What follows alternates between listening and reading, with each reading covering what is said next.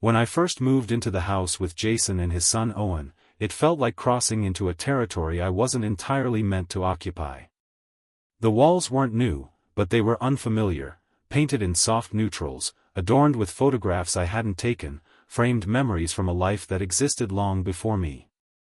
The living room was arranged with purpose, the throw pillows aligned just so, the faint scent of detergent and wood polish lingering in the air. It wasn't cold, but it wasn't mine either. Not yet. Maybe not ever. Jason had always been the calm one, the kind who could fold order into chaos with nothing more than a steady hand and a thoughtful tone. He moved through the house like someone who knew exactly where everything belonged, including me. He didn't pressure. He gave space. That was part of why I loved him. He let me arrive in pieces and didn't ask for the whole at once. But Owen was different. He arrived silently, with a box tucked under one arm and a backpack slung over his shoulder, his eyes scanning the interior like he was already counting the hours until he could leave again. He didn't say much, just disappeared down the hallway into the room that had been set up for him. I heard the door close, not hard, not loud, just final. I stood in the kitchen a while after that, pretending to organize things that didn't need organizing. The refrigerator hummed behind me. The sky outside started to darken. In the days that followed, I watched the household fall into its new rhythm. Jason left for work early and came back just after sundown, often with something for dinner, always with a tired smile. Owen kept to himself. He wasn't rude, just distant. He ate quickly, often in silence, sometimes standing, sometimes already halfway back to his room before the dishes were cleared. I didn't push. I knew better than to try and force closeness where there was only adjustment. I busied myself with the ordinary things. Unpacking the last of my boxes. Arranging my books on the living room shelves in the order that made the most sense to me. Watering the plants that Jason had somehow managed to keep alive longer than most people did. It helped me settle into a rhythm, even if it didn't feel entirely real yet. Every time I passed Owen in the hallway, I felt the weight of unspoken things between us. Not tension. Just the quiet hum of unfamiliar proximity. His presence filled the house in a way I hadn't expected. Not loud, not chaotic. Just steady. Even when I didn't see him, I knew where he was, the creak of a floorboard, the murmur of a video through the wall, the scent of shampoo that lingered after his showers. These small signs of life formed a pattern, and before I realized it, I had started to notice them too closely. I began paying attention to his habits. Not because I wanted to, but because they presented themselves like puzzles. He always woke late, around 10 or 11, emerging with headphones around his neck and socks pulled halfway up his calves. He drank his coffee slowly, always black, always in the same chipped mug with a faded university logo. He didn't talk much, but when he did, his voice was soft, almost bored, like nothing around him was ever quite interesting enough to hold his full attention. I tried to give him space.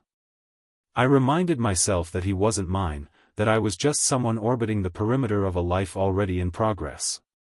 But that didn't stop the way my eyes followed him across a room. It didn't stop the quiet wonder that curled in my chest when I saw the way the sun touched his shoulders through the open window. I hated myself for noticing. I hated how quickly it became a pattern. At first, I thought it was just displacement, an emotional confusion born out of newness and proximity. I had been through enough transitions to know how the mind tricks itself into attaching to whatever seems close. I told myself it would pass. That I was simply latching onto a figure in the house because everything else felt unstable. But it didn't fade. If anything, it deepened. Not with intensity, but with awareness. It wasn't attraction.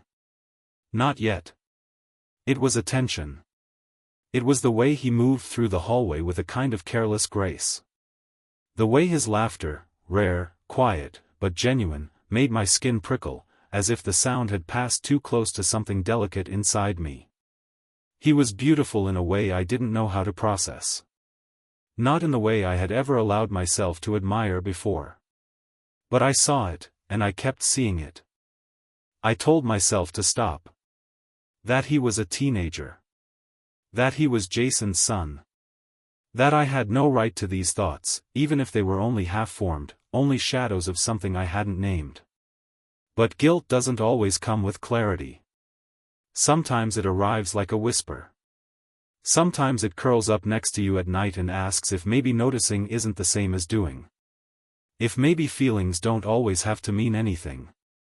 I stopped going into the kitchen in the mornings when I heard him there. I changed the route I took to bring down the laundry so I wouldn't pass by his door. I started leaving the house more often, even if it was just for a walk. I needed distance. I needed to remember who I was. But it didn't help. The awareness followed me, quiet and constant, like a pulse I couldn't quiet. When I lay in bed at night, the silence of the house pressed against my skin like a weight. I would stare at the ceiling and wonder what kind of person I was becoming. I loved Jason. I was grateful for this life. But something was shifting beneath the surface, something I hadn't invited, something I didn't understand. I told myself it was stress. That it was temporary. That it would pass. But deep down, I already knew it wouldn't. Not completely. The structure of the house had changed. And I wasn't sure who I was inside it anymore. The days started to stretch, long and slow, like melted wax running down the sides of a candle. Summer had settled in completely by then, thick and unrelenting. The kind of heat that clings to your skin even indoors, no matter how high the air conditioning is set. Jason's work picked up again, he left earlier, came home later, and some weeks he was gone for days. I didn't mind the space at first. It gave me time to think. But thinking, I would soon realize, was the last thing I needed. Owen and I became quiet cohabitants of a house that was too large for two. We moved through separate orbits, sharing common rooms without truly meeting inside them. He woke late, wandered barefoot through the house, usually shirtless, usually lost in whatever music or podcast he had playing in one earbud. He never seemed to be in a hurry. Everything about him was slow and effortless, like time obeyed him, not the other way around. I tried to keep my focus elsewhere. I told myself to stop noticing the curve of his neck when he bent over to tie his shoes, the way his hair always fell into his eyes before he brushed it back absent-mindedly. I tried not to care that he used the same glass every time he drank water and always left it beside the sink, forming a ring of condensation that vanished just as silently as he did. But I noticed. And I noticed myself noticing. That was the real problem. My awareness of him sharpened in increments, growing like a weed in the silence. Every time I heard his door open, my body would react before my thoughts had time to catch up. It wasn't desire, not yet. It was presence. A magnetic pull toward whatever space he was occupying. And it was starting to frighten me. I began lingering in rooms a little longer than I needed to. I'd pretend to scroll through my phone while he was nearby, hoping I appeared casual, detached. But I was listening, to the rhythm of his breathing, the weight of his footsteps, the rustle of his clothes when he moved. I memorized things I had no business remembering. His laugh, soft, low, private. The shape of his collarbone. The way his fingers tapped on the countertop when he was thinking. He didn't seem to notice. Or maybe he did and simply didn't care. That was another question I couldn't answer. There was an opacity to him, a kind of internal distance that made it impossible to read his intentions. He wasn't flirtatious. He didn't initiate contact. But sometimes, when we crossed paths in the hallway or stood near each other in the kitchen, his eyes would linger a second longer than expected. Just enough to plant a seed of doubt. Or hope. Or fear. I could never tell which. There was one morning I remember too clearly. He had just come out of the shower, towel around his waist, hair dripping, steam still rising from his skin. I was walking down the hall, mug of coffee in hand, and we nearly collided. He stepped aside, nodded slightly, and kept walking. I kept walking too. But inside, something ruptured. It was a moment that lasted less than a breath, but I felt it echo through my entire body for the rest of the day. That image stayed with me. Not in a lurid way, just in a real one. It was something my mind refused to let go of. After that, I became more deliberate in my efforts to keep a distance. I avoided being alone in a room with him. I kept conversations short. I excused myself from common spaces. But the more I tried to retreat, the more I noticed him occupying the places I had just left, as if we were part of some invisible dance choreographed by timing and silence. I couldn't tell if it was coincidence or something else. I didn't trust myself enough to decide. At night, the house felt even quieter. I could hear the faint sound of his television through the wall, the occasional thump of him moving across the floor. I'd lie in bed staring at the ceiling, trying to will the thoughts away. But they came anyway. Not fantasies. Just questions. Who was I turning into? What was I allowing to grow inside me, unchecked, unnamed? The guilt didn't always arrive immediately. Sometimes it lingered at the edge of things, disguised as curiosity, softened by the absence of action. One evening, I walked past the living room and saw him lying on the couch, legs stretched out, one arm draped over his forehead. He was asleep, or pretending to be. The light from the television flickered across his skin, casting shadows and pale blue hues across the room. I stopped for just a second, taking it in, the quiet, the symmetry, the stillness of it all. Then I walked away quickly, heart pounding with something that felt like shame but was more complicated than that. I hated how much space he took up in my thoughts. How I carried him with me even when he wasn't around. I started leaving the house more often, grocery runs that didn't need to happen, errands that could have waited. I walked through parks, sat in cafes, drove to nowhere. But the distance never followed me. The awareness stayed lodged beneath my skin like a splinter I couldn't reach. Jason called me during one of those drives, his voice light, casual, telling me about meetings, about his hotel, about how hot the weather was in the city he was visiting.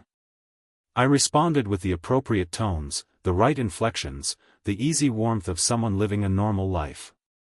But inside, I was cracking. Not from what had happened, because nothing had. But from what lived in the silence, from the way attention had begun to take root like something alive and uninvited. I came home that evening to find Owen in the backyard, swimming lazy laps in the pool. The sky had turned a shade of purple, the water reflecting streaks of gold and rose. I watched him through the kitchen window for a moment, watching how easily he moved, how comfortable he was in his own skin. I felt like a trespasser in that moment. An outsider in a place where I was supposed to belong. When he came back inside, droplets of water still clinging to his chest, he didn't say a word. Just nodded and disappeared down the hallway. I stood there, motionless, feeling every nerve in my body buzz with something I didn't want to name. That night, I couldn't sleep. I lay in bed with the sheets tangled around my legs, the air too warm, the room too still. I thought about all the moments that hadn't meant anything, and how they were starting to mean everything.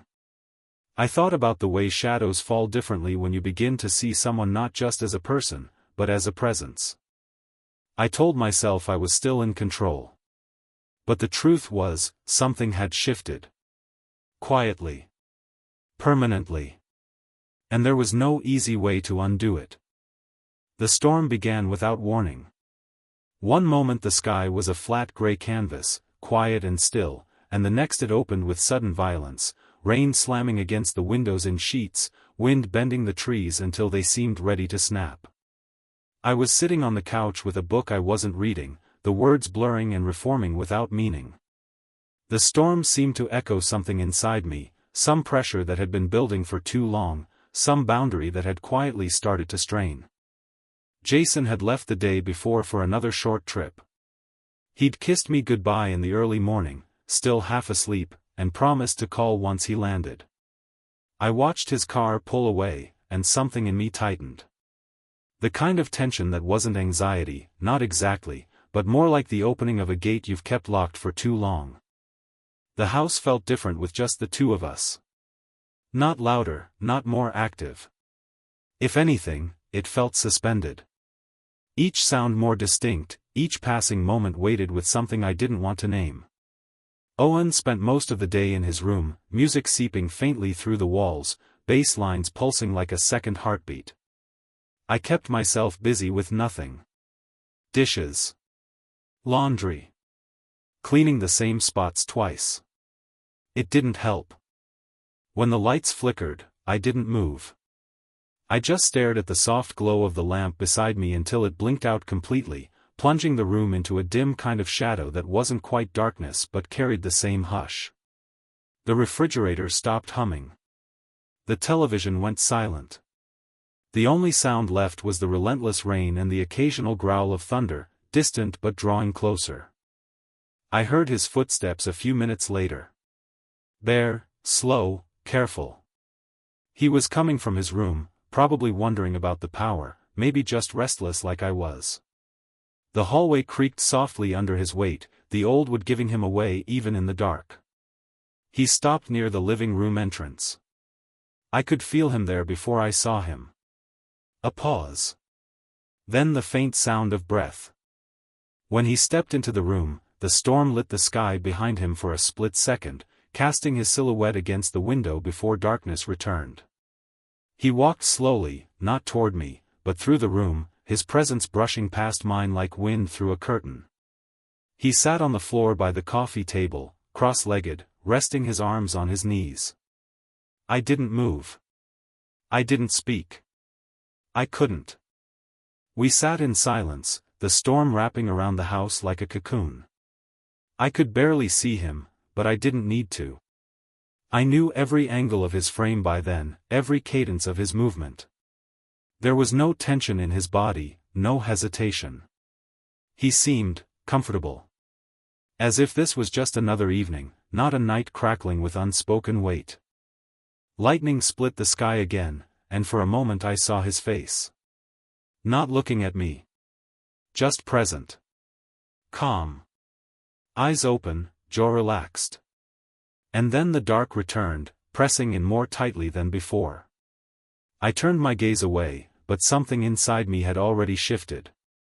The stillness between us wasn't empty. It was full.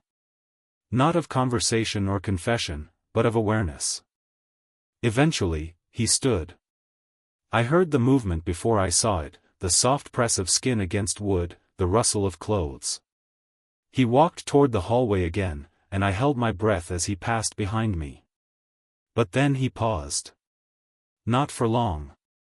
Just enough to leave a mark. Just enough to change the room's shape without altering a single thing inside it.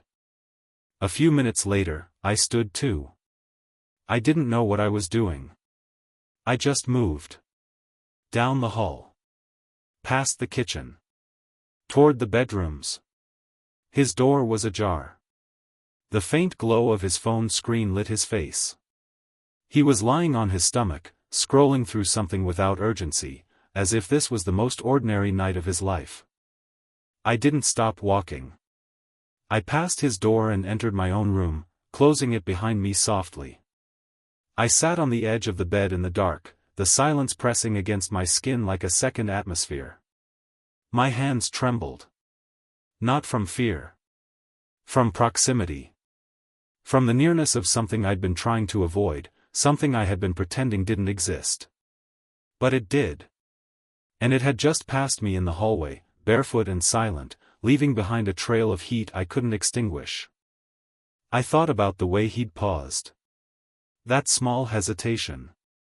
How it had rippled through me like a wave hitting rock. It hadn't meant anything. But it had. Not because of what he did.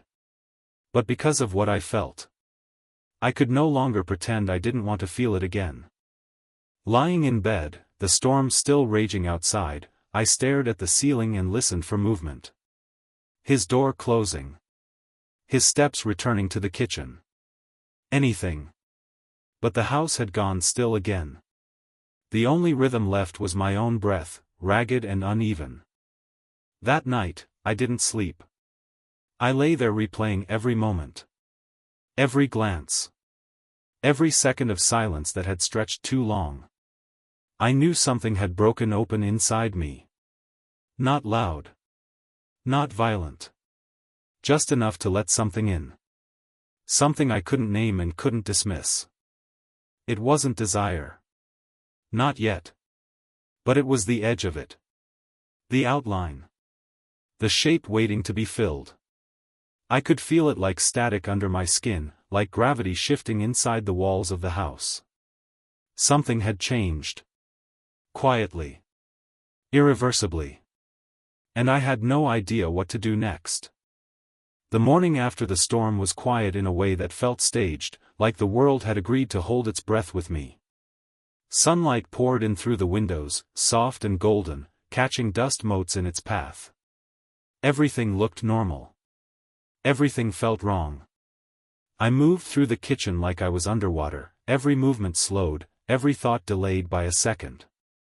I tried to focus on the mundane, coffee, dishes, the hum of the refrigerator coming back to life, but nothing anchored me. My body was there, but my mind stayed suspended in the fragments of the night before. Owen came down late, the way he always did, barefoot and half asleep, headphones around his neck, shirt wrinkled from sleep. He barely looked at me, just grabbed something from the fridge and left again. His movements were ordinary. Casual. But I felt a shift. Or maybe I just wanted to feel one. I watched the back of his head as he disappeared down the hallway, and the silence he left behind felt heavier than anything he could have said. I didn't follow. I didn't try to interpret the blankness on his face or the ease of his retreat. I stayed where I was, hands braced on the counter, waiting for my breath to even out. I told myself it was nothing. That the tension from the storm, the closeness, the late hour, it had all been imagined. But I didn't believe it. Not really. I remembered too clearly the stillness of him in that room, the way the space had rearranged itself around his presence. I remembered the sound of his steps pausing beside me, the air between our bodies humming with something unsaid. I wanted to forget. But I didn't. I couldn't. That day passed in a strange kind of haze, everything normal on the outside but off-kilter within. I tried to stay busy. I cleaned the bathroom even though it was already clean. I reorganized drawers that didn't need reorganizing. I went out to buy groceries and came back with only coffee filters and a roll of paper towels. At some point I sat on the edge of the guest bed and stared at the wall for what felt like hours. My thoughts weren't racing. They were circling, returning again and again to the same image, him, silent in the dark, sitting near me with the storm behind him and nothing between us but air charged with unspoken things. That night, the house was filled with small sounds. The creak of wood expanding in the heat, the distant buzz of a phone notification, the soft thud of footsteps overhead. I lay in bed with my eyes wide open, staring at the ceiling, my chest tight with something that wasn't exactly fear but felt close to it. I told myself not to move, not to act, not to think. I failed at all three. My thoughts unraveled in slow spirals, some filled with guilt, others with longing, all of them wrapped around the same question: what did he know? What did he feel? Was there anything behind the silence, or was it all in me? The days after the storm blurred together. We didn't talk more or less than usual. We didn't look at each other longer than we should. But something had changed. Something in the air. I noticed it in the way I adjusted my position when he entered a room, in the way I became hyper-aware of where his hands were, where his eyes might land. I caught myself holding my breath when we passed in the hallway, as if my body could sense the charge before my mind even registered it. I hated that. I hated how little control I had over any of it. I became careful. Too careful. I stopped going into the kitchen when I heard him there. I skipped meals I didn't need to skip just to avoid shared spaces. I stayed outside longer than usual, even when the heat made my skin itch and my clothes stick to my back. I needed distance. I needed silence without weight. But the truth was, no amount of physical space could erase the internal shift that had already occurred. It was in me now, like a current running beneath the surface, humming constantly. Jason called in the evenings, and I answered with the version of myself that still fit the shape of our relationship. I asked about his meetings, about hotel breakfasts, about when he'd be home.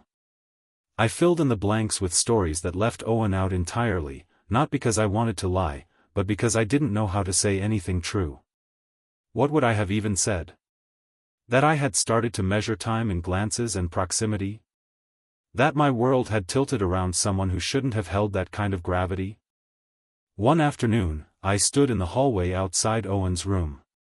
The door was closed. Music was playing faintly, something electronic, rhythmic, wordless. I stood there for no reason. Not knocking. Not calling. Just standing. I didn't understand what I wanted from that moment. Maybe I wanted confirmation. Maybe I wanted to feel the wrongness fully so I could force myself to stop. Or maybe I just wanted to be near the sound of him. I left before I could answer the question. Later that night, I sat in the living room with the lights dimmed, pretending to watch a show I'd seen before. Owen passed behind me to grab a bottle of water. I didn't turn. I just listened. The soft pop of the fridge opening. The sound of him drinking straight from the bottle. The door clicking shut. The faint rustle of his shorts as he walked back down the hall. I stayed very still until the silence returned. In moments like those, I felt like a stranger in my own home. Or worse, like an intruder. Not because of anything I had done, but because of what I was becoming. My awareness had turned into obsession, not in action but in presence. I was no longer just watching him, I was carrying him with me everywhere, in every moment, in every corner of thought. And that terrified me. Still, I did nothing. I stayed silent. I performed my routines. I cooked dinner and offered leftovers. I asked if he needed anything when I went to the store. I kept things simple, safe, distant. But I felt it in my chest every second of every day, the slow burn of something that had already begun and could not be undone.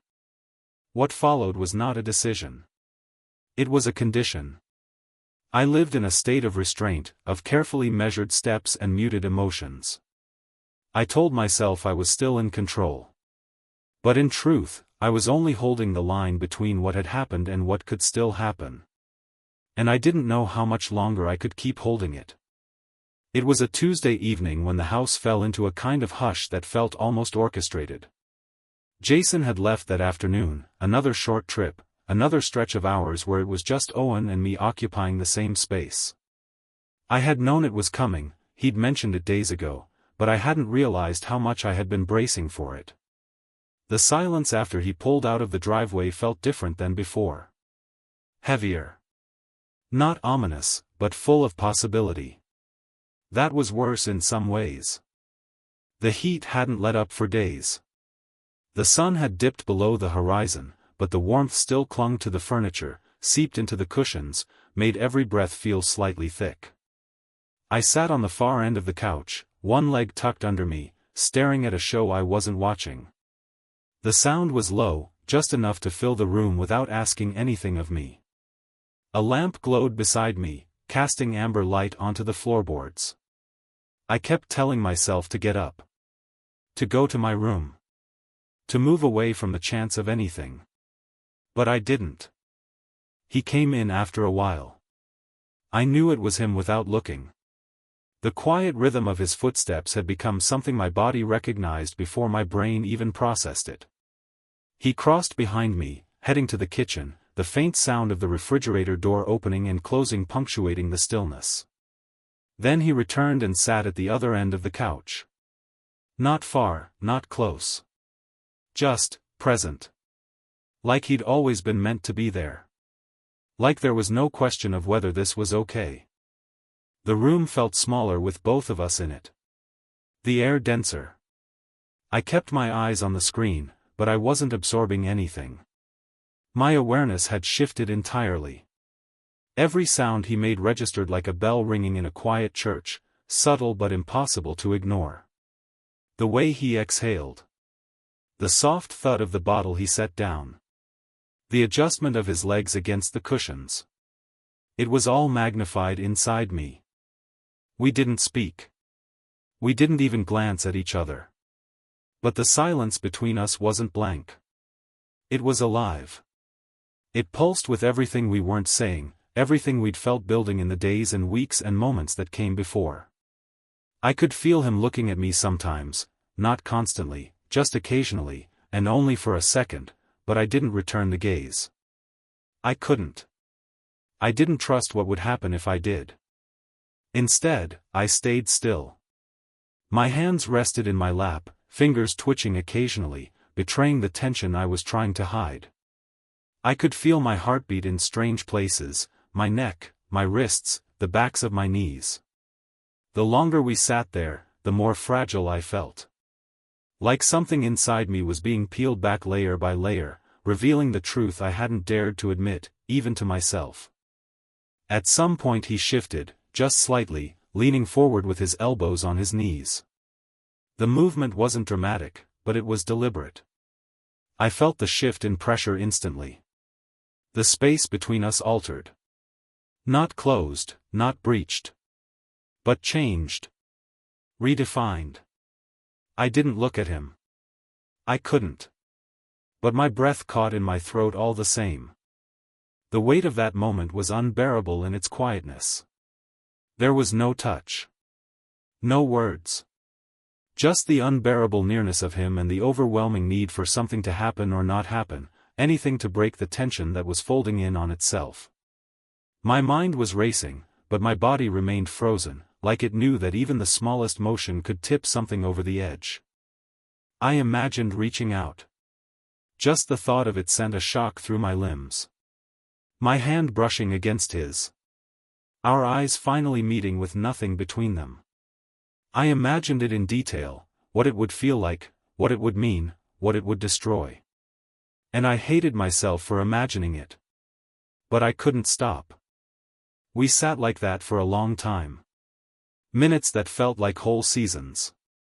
The show on the screen shifted from one episode to the next without me noticing. The sun had fully set. The lamp cast long shadows now, stretching across the rug like threads being pulled in opposite directions. I began to feel dizzy from the effort of holding still. Eventually, I stood up. Not abruptly. Not with any kind of finality. Just slowly, carefully, as though I was stepping away from a ledge. My legs were unsteady. I didn't look at him. I didn't say anything. I just walked out of the room and down the hallway, my footsteps quieter than I expected, though they felt thunderous inside my chest. I reached my room and closed the door gently behind me. I didn't turn on the light. I sat on the edge of the bed and stared into the darkness, my palms resting on my knees, my breathing shallow. The silence followed me into the room, pressing against me like a second skin. I wanted to cry, but no tears came. I just sat there, unraveling quietly. That moment on the couch hadn't been a confession. It hadn't been a mistake. It had been something else. A conversation without words. A confession without sound. And in some ways, it felt more intimate than anything spoken aloud ever could. I realized I had crossed a threshold. Not with action, but with understanding. There was no going back to who I had been before. The line between attention and desire had been blurred for too long, and now it had vanished completely. There were no excuses left. No plausible deniability. I had allowed something to grow inside me, and now it had a name, even if I couldn't say it. I lay down fully clothed, staring at the ceiling, listening for his footsteps. They never came. He stayed where he was. Or maybe he returned to his room. I didn't know. I didn't check. I just stayed in the dark, tangled in the truth I had tried so long to ignore. There was no going back. Not now. Not after that. And the scariest part wasn't what might happen next, it was knowing that something already had. The days that followed blurred together into a slow, muted rhythm, as if the house itself had entered a state of suspended animation. Each morning began the same way, sunlight seeping through the blinds, the faint sound of movement somewhere down the hall, the clinking of a glass or the soft hiss of the faucet. I moved through it all like a shadow of myself, performing the necessary rituals of daily life without fully inhabiting them. My body woke, my hands moved, my mouth formed responses, but nothing inside me felt grounded anymore. There was no anchor. Only silence. Owen and I resumed our patterns, if they could even be called that. We occupied the same spaces, crossed paths in the kitchen, passed each other on the stairs. But the energy between us had changed. It was no longer curious or tentative. It was dense. Saturated with everything we hadn't said, everything we'd both felt but left untouched. It was no longer anticipation. It was aftermath. A quiet reckoning that settled into the walls and watched us move around each other like strangers who once shared something unspeakable. He didn't look at me the way he used to. Or maybe I was the one who stopped looking. I couldn't tell anymore. What I did know was that whatever thread had connected us, however delicately, had been pulled too tightly and now hung slack. It hadn't snapped. It had frayed. Unraveled slowly until it became impossible to hold without it slipping through my fingers. The absence of words between us became a language of its own, one of caution, of avoidance, of carefully measured distance. I began to dread being alone in the house, not because I feared what might happen, but because I feared what had already happened. The echo of that night on the couch followed me like a second heartbeat, thudding softly in the back of my mind. I could still feel the heat of that silence, still remember the electricity that had passed between us without a single touch. It haunted me in quiet moments, in the shower, while folding laundry, while lying in bed staring at the ceiling, replaying the night in looped fragments that never changed but never dulled. Jason returned the following week, oblivious to the shift. He brought back the familiar rhythm of conversation, of footsteps that moved with purpose, of hands that reached for mine with certainty. I responded in kind, smiling when expected, laughing in the right places, cooking meals with the same ingredients I always used. But inside, I had become a fractured version of myself. The part of me that wanted to pretend nothing had changed clashed constantly with the part that knew something had. And that knowledge, quiet and patient, refused to leave. Owen didn't say anything about it. Not then. Not ever. He resumed his life as if nothing had occurred. He went out more often, came home later, spent longer stretches locked in his room. We existed under the same roof but inhabited different realities. His silence was neither cold nor cruel, it was protective. For both of us. I respected it. I feared it. I hated it. And yet I relied on it more than anything else. It became the barrier that kept us safe. The unspoken pact that nothing would be acknowledged, nothing would be exposed. I started staying up later than usual, wandering the house when the lights were low and the rooms empty. Sometimes I'd stand at the window, watching the night bleed across the lawn, the pool reflecting the sky like a quiet eye.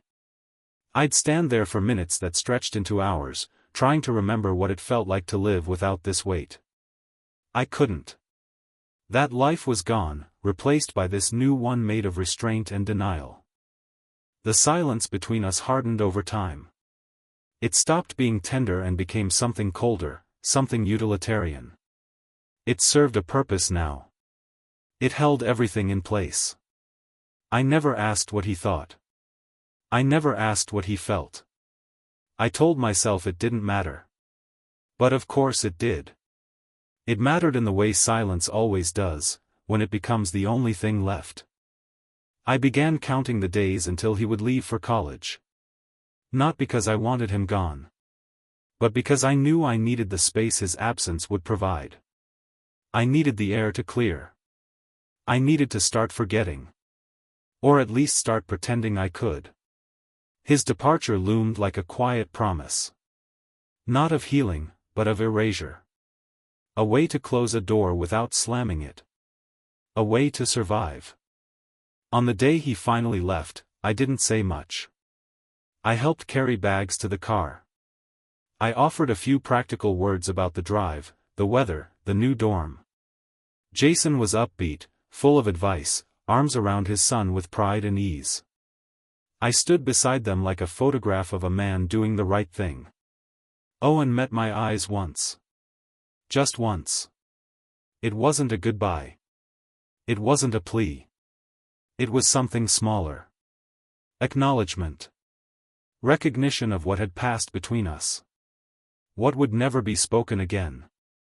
The car pulled out of the driveway and disappeared around the corner. The silence that followed wasn't heavy. It was clean. Empty in a way I hadn't expected. I stood at the top of the stairs for a long time after Jason went back inside, listening to the stillness. The house was quiet again. But not like before.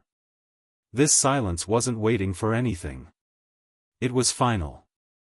That night, I lay in bed and stared at the ceiling, just as I had done so many nights before. But this time, there was no storm inside me. No racing thoughts. Just a steady quiet that wrapped itself around my limbs and pulled me under. I didn't cry. I didn't replay anything. I simply let the silence take up space. It wasn't peace. But it was a kind of clarity. The understanding that some things, once felt, never leave. They settle into the corners of memory, into the fibers of your skin. They remain quiet but constant. Like footsteps in another room. Like a door half closed. Like a conversation that never needed to be spoken to be real. The silence became part of me. Not as punishment. Not as relief. Just as fact. A truth I would carry forward, quiet and unchanged.